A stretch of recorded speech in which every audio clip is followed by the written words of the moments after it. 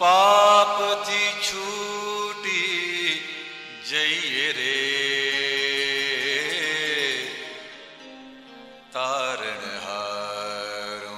તારણહારું નામ જપીને આપણ મોક્ષી થઈએ રે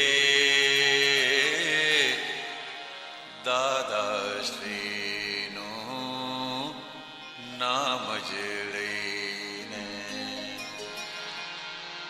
સમ્યક બુદ્ધિ સવણું કરશે વિપરીત બુદ્ધિ ઊંધું ઠોકર વાગી ત્યાં જ છે અજ્ઞાન ઇતિહાસોના પિંજરે કેમ પડી ગયો તેના પૂછવું કેમ પડી ગયો તેના પૂછવું આપણે દીવો ધરીએ રે દાદાશ્રીનું નામ જ લઈને પાપથી છૂટી જઈએ રે દાદાશ્રીનું નામ જ લઈને સ્વાર્થ બુદ્ધિએ વેડફી કાઢ્યા કઈ જન્મારા ભટકીને મૂર્ખ બનીને ખુદ બંધાયા ચટણ ચીકાશે ચપકીને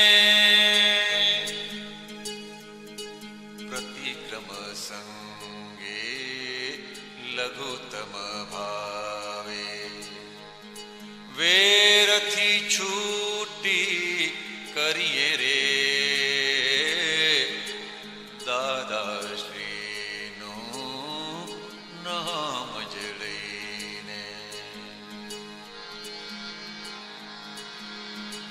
છ તત્વો જે મૂળ રૂપે છે તે જ ઇટરનલ બાકી મિશ્રણ જે છે તેને તે જ કહ્યું છે મિથ્યાભાસ વિભાવી કુદર્શન દાદાનું સુદર્શન ચક્ર અંદર ફેરવી લઈએ રે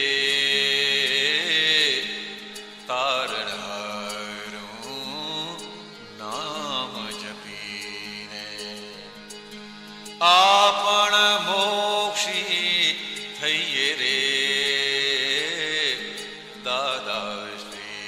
દાદાશ્રીનું નામ જ લઈને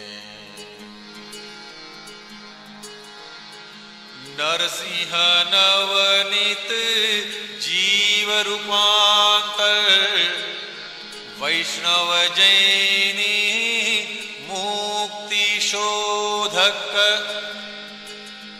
તત્વ સ્વરૂપે એક જ આત્મા કંઈક જન્મથી શિવ સંશોધક નારાયણનું ઐશ્વર્ય ફળતા નારાયણનું ઐશ્વર્ય ફળતા અહીંથી મોક્ષે જઈએ રે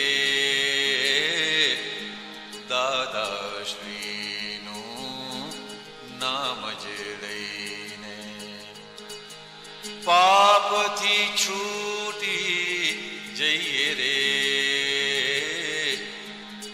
તારણહારું નામ જપીને આપણ મોક્ષી થઈએ રે કેમ પડી ગયો તે ના પૂછવું આપણે દીવો ધરીએ રે દાદાશ્રીનું નામ જ લઈને આપણે મોક્ષી થઈએ રે.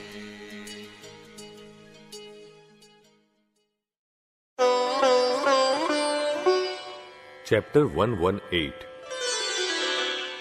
गीता का सार.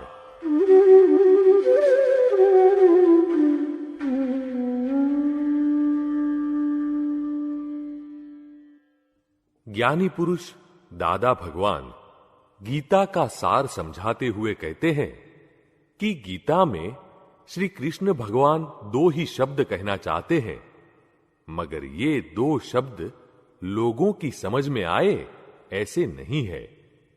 इसलिए उन्होंने इसे इतना बड़ा गीता का स्वरूप दिया और इस स्वरूप को समझने के लिए लोगों ने फिर से विवेचन लिखे. कृष्ण भगवान स्वयं ही कहते हैं, गीता में मैं जो कुछ कहना चाहता हूं उसका स्थूल अर्थ 1,00,000 में से एक मनुष्य समझ सकता है. ऐसे 1,00,000 स्थूल अर्थ को समझने वाले मनुष्यों में से एक ही गीता का सूक्ष्म अर्थ समझ सकता है. ऐसे 1,00,000 सूक्ष्म अर्थ समझने वालों में से एक ही उसका सूक्ष्मतर अर्थ समझ सकता है. ऐसे 1,00,000 सूक्ष्मतर अर्थ समझने वालों में से एक ही गीता का सूक्ष्मतम अर्थ अर्थात मेरा आशय समझ सकता है.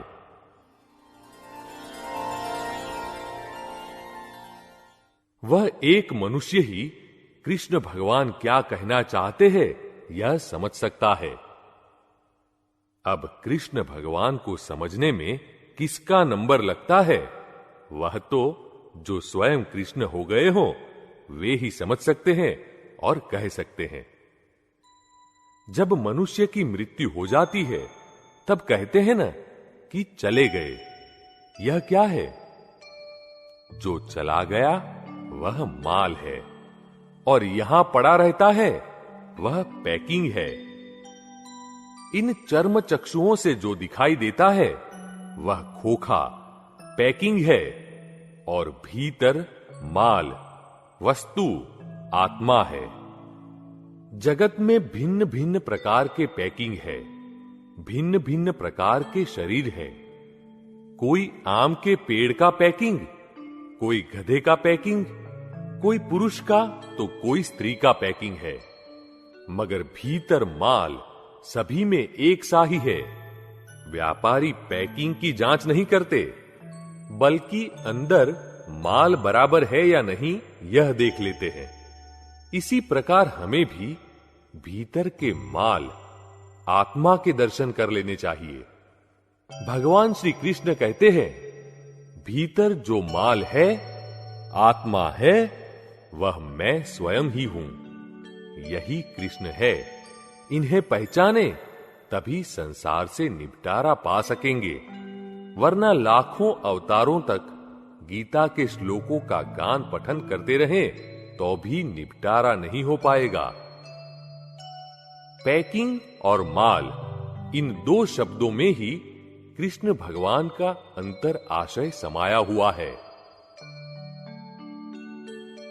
गीता में भगवान श्री कृष्ण कहते हैं, जीव तू सिद्धने सोचना करे, कृष्ण ने करवू होय ते करे. जीव तू क्यों चिंता करता है, कृष्ण को जो करना है वह करेंगे. तो लोग क्या कहते हैं, भगवान तो ऐसा कहते हैं, लेकिन चिंता किए बिना हमारा काम थोड़े ही हो सकता है. चिंता तो करनी ही पड़ती है ना।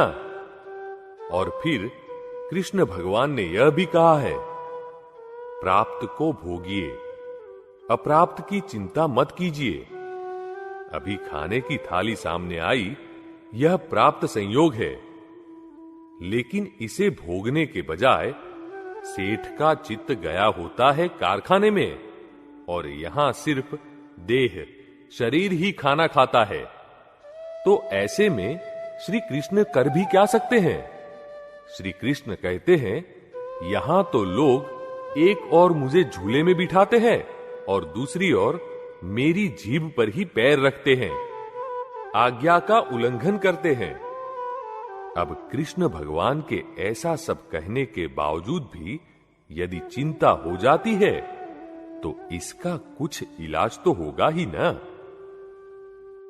हमें रोज सुबह उठकर भगवान कृष्ण के फोटो के आगे हाथ जोड़कर यह प्रार्थना करनी चाहिए, हे भगवान, करना कराना सब कुछ आपके हाथ में है, फिर भी मुझे चिंता हो जाती है, अतः आप ऐसी कृपा कीजिए, ऐसी शक्ति दीजिए कि मुझे चिंता न हो। मेरा संसार रथ आप ही चलाइए। यदि हम श्री कृष्ण के सच्चे भक्त हैं और हमारी भावना सच्ची है, तो फिर चिंता किस बात की हो सकती है? 18वें अध्याय में अंत में अर्जुन बोल उठे, नष्टो मोह स्मृतिर्लब्धा त्वत् प्रसादान मयाच्युत स्थितोऽस्मि गत संदेह करिष्ये वचने तव।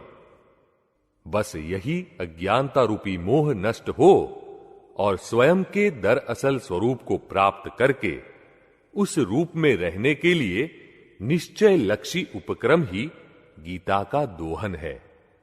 संशय रहित होकर भगवान के वचन के अनुसार काम करने का निश्चय ही मोक्ष ले जाता है। भगवान के वचन के अनुसार चलना अर्थात आज्ञा में आ जाना। आज्ञा ही धर्म, आज्ञा ही तप व आज्ञा से ही मोक्ष प्राप्त होता है। अज्ञानता के कारण जीव मात्र अनंत अवतारों से भटक रहा है। श्री कृष्ण भगवान ने अज्ञानता से मुक्ति प्राप्त करने का ज्ञान मार्ग हमें गीता में प्रश्नोत्तरी रूप में बताया है। कथा प्रवचन समाज के लिए उपयोगी है, जबकि प्रश्नोत्तरी से प्रत्येक प्रश्न का मन से समाधान मिलता है। सर्वोच्च सत्संग वार्तालाप रूप में होता है। गीता में श्री कृष्ण भगवान ने अर्जुन के साथ इस प्रकार का वार्तालाप करके अर्जुन को ज्ञान रूपी दिव्य चक्षु दिए हैं, जिनके द्वारा अर्जुन को सभी प्रश्नों के समाधान मिलते हैं। इसीलिए ही भगवद गीता को श्रेष्ठ ग्रंथ माना जाता है।